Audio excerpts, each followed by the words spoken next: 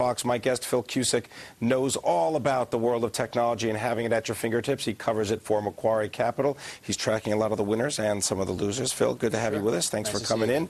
Let's just do a little bit of quick review, right? Let's start with Verizon. We did AT&T this week as well. Right. Verizon, AT&T, everybody's happy? Verizon and AT&T both put up good numbers. Verizon, we got subscriber numbers this morning through Vodafone, and AT&T put up big numbers yesterday, bigger even than we expected. So everybody's happy we can go back and start buying these stocks? Well, we still have to see Sprint next week, T-Mobile in a few weeks. We think both of those guys are pretty weak. But the wireless industry, the postpaid business, especially at AT&T and Verizon, is healthy. And then there's the prepaid business, which is guys like Leap, Wireless, Metro, PCS, Track Phone, right? We talked about that in the past. They're kind of changing the game a little bit, though, with this prepaid offers. Well, I think that's a little bit overblown. I think Verizon's not going to let them do as much as, not going to do for the long term what they're doing right now. Basically, you can buy Verizon service at 60% off, and I'm sure they love to hear me say that on national TV. I don't think they're going to let that happen 6 months from now. Well, we're going to give out your email address so that whenever they talk to those customer service reps and they get that 40, 60% off, they can reference to you. Tell us about the business, though, of AT&T and Verizon right now. Let's start with the wireline business. Still, we're getting that secular downturn? You know, the wireline business, there's two major pieces. There's a consumer business and the enterprise business. The enterprise business is a little later cycle, and so it really started to get hit in first quarter, second quarter this year, and that's going to continue for a while. The consumer business got hit earlier, and that actually at AT&T started to show a little bit of less annual losses this quarter, though I really think it's the U-verse business, the fiber business, that's really starting to shore things up a little bit there. And I think we'll probably see the same thing from Verizon on Monday. A little bit better on the consumer side, but still a lot of weakness on the enterprise side. Okay, so that takes care of the wireline business. What about the wireless business for both of these? Very good reports, right? Again, Verizon and AT&T, if you're thinking about, if you're a good customer, those are really the only guys you think of. Sprint's trying to get back into that mix, but they're really having a hard time doing it. And it's AT&T with the iPhone especially, and Verizon trying to fight in there with devices like the RIM devices that are staying on top. What about the data service business? Is that proven to be the right strategy? You know, data is driving a huge amount of revenue right now at AT&T and Verizon. What you're seeing is new customers taking a second device like an iPhone or a BlackBerry or both, and that's putting penetration up way over 90% in the U.S. Really, it's guys like you and I carrying BlackBerries and a cell phone like an iPhone that's driving penetration right now, and we're all going to AT&T and Verizon. So what you need are really just stronger pockets to carry all these, all this hardware. And more pockets. More pockets. Right. All right, well, what about the subsidies? Because, I mean, you start walking around with all these devices, someone actually is subsidizing this business, right? And these are AT&T and Verizon. They're paying the likes of Apple a pretty chunk of change in order to get that business. They are. AT&T pays Apple about $200 to $350 a phone for the iPhones, but they get that back in spades. This iPhone customer uses an average of over $90 a month, spends an average over $90 a month, and so you get that customer. The churn on that customer is half of your regular postpaid customer. So they stick around a long time, and they spend a lot of money doing it. So it's very good business. It's a great revenue business. The downside has been that iPhone customers also use a ton of data. And so you hear complaints about the AT&T network. That's actually being driven by iPhone customers beating up that network. So I think AT&T, as they improve their network over the next year, really improves that a lot. Maybe you'll see some of those customers going over to Verizon if they get an iPhone eventually, but I think that's at least going to be a year. What happens to gross margins while all this goes on? Gross margin is actually pretty healthy. As you upgrade the network, that puts a little bit of pain in, but remember, AT&T and Verizon are still growing revenues in a big way. And what about their spending on all this video stuff, whether it be the Fios business, fiber to the home, fiber to the network? What's happening there? Well, we think the wireline fiber spending is going to go on for about another year or two.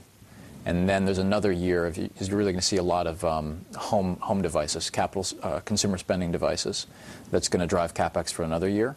But I think that Verizon CapEx especially, the real bull case is that in 11, 12, that starts to come off from the fiber build coming off, and that's when your cash flow really explodes.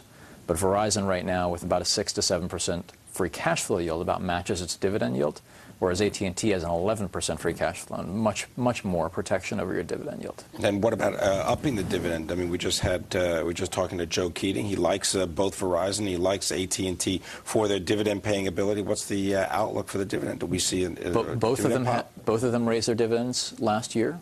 Both of them are having good business this year. I see no reason they wouldn't do it again. And AT&T likes the fact that they raise their dividend every year. They like to point to that. And what about bolting on this whole cable model to the telephone business? I mean, is that really working? I mean, first of all, am I getting that right? Is that really what's going on? You know, 5 years ago, when T and Verizon started talking about a video business, people said it was an NPV negative business because it costs so much to roll out fiber. What is NPV? You're going to lose money. You're going to spend more money to get the customer and roll out fiber to them than they're ever worth. But what people didn't realize is that your typical wireline business, consumer voice, is going down at 10% a year now.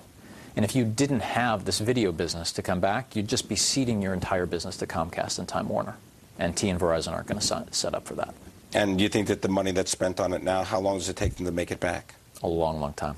I don't have that in front of me. And so what kind of cash flow is it going to necessitate? But again, they're generating a lot of cash right now. So well, I'm just wondering whether it goes internally or whether they actually do return some of it to the shareholder. I mean, there's someone at one of the companies say, you know, we're spending a lot of money to bring all this fiber to the home. Boy, that dividend, that's potentially a nice source of capital. Well, they're already pushing out the dividend, and they can cover it, both companies, and AT&T a lot more. They also, up until the market fell apart, were buying back a lot of stock, at least at AT&T. Now, at what point they get back to that, we don't know. AT&T talked about it a little bit yesterday, but they have a lot of money to spend in acquisitions this year, so I wouldn't look for it this year. Okay, all right. We're going to continue the conversation more with Phil Cusick of Macquarie. He's an expert in the world of smartphones. We're going to also talk about netbooks because we want to know, what about subsidizing netbooks just like they subsidize the iPhone? Is that going to work for investors? We'll find out. We're also going to talk about the balance sheets of some of these smartphone makers. Who's the winner? Who's the loser? We'll find out. This is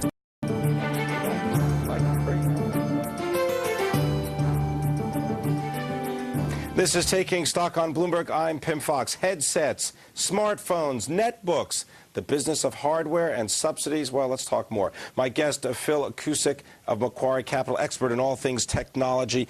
Phil, you know, let's talk about the smartphone market for just a moment right now, because I know you cover Palm. Right. And what's the deal with Palm? Are they going to be able to make it through the rest of the year? They got enough cash? We think they've got enough cash. You know, there's been some complaint lately, because you can actually buy the phone at the Sprint store. So now that they've got some inventory, people are complaining that there's not a lot of demand.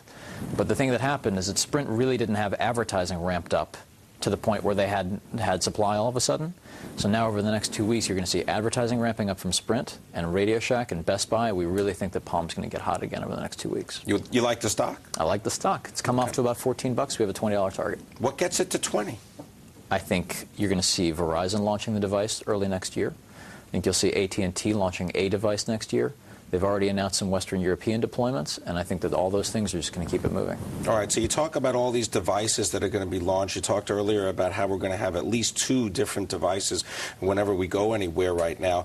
What is the future of bringing that together with AT&T, with Verizon, with all the content? We were talking about the video that they're going to be offering. What's the sort of magic future strategy that you think someone is trying to put together for the future of these sort of converged devices? Well, as you think about the convergence of having that wireline network and the wireless network together onto a device like an Apple tablet or an iPhone or a netbook, and really bringing all your media with you, that's the point where AT&T and Verizon really want to get. And that's when the advantage that they have in having all the networks together becomes a big advantage over Comcast and Time Warner, and they really can start to differentiate. So we'll see if they can do it. They're just starting to trial with netbooks right now. I don't think they want to be there in a big way. They're just really trying to figure out what the market looks like. So do we end up with like one device that is like a Kindle or an iPhone and a Pre all put together, or do we basically end up carrying around another bag with just a lot of stuff for a while? I think you're going to end up with 2 devices. I think you're going to have a fairly small voice, text, maybe a little bit of multimedia, and then you're going to have a fairly big device that's your Kindle or your netbook or your laptop. And that'll depend, what your mix is depends on how much you care about media, how much you care about office applications and things like that, and how much you really just want a cheap phone you can put in your pocket to go to the bar. So the idea might be some for people that want music, some people that want video, and then being able to find the right applications that comes with that. What's the role of Apple in all this? Apple would like to be there all over the place. I mean, for right now, we just have the iPhone in the U.S. at AT&T. I think eventually that will expand, but it might be a couple of years. I wouldn't be surprised to see a tablet over the next 6 months. And I think they really come through and try and be that, you want to surf the internet, Apple's going to be your best experience. And what about Google? Google going to sit by and just let all this happen without them? Well, I think Android is going to be the other big piece of this. So as Google's Android operating system comes through, both on smartphones and eventually something similar on netbooks, Google's going to try and be that other ecosystem that people are going to want to develop applications for.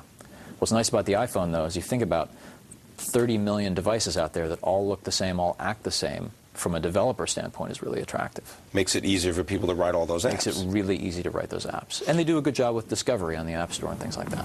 Netbooks, just to get the detail, I mean, what about subsidies there? Are we going to do the same model as we did with the iPhone? I think so. If you look at what's happening in Europe, it's just as aggressive. But the thing is, you think about a netbook, they only cost $300 or $400. Cost cheaper than what a high-end smartphone costs. So why not put a $200 subsidy against it? All right. That's going to get them into people's hands. The risk is all the usage that's going to come with it. All right. Well, we're going to have to see what happens. We're going to find out in the future what goes on with AT&T's network. You talked about the build out there and them improving that network. I want to thank you very much, Phil Cusick, coming in from Macquarie, sharing your expertise in the world of smartphones, technologies, and all things wireless. Appreciate it.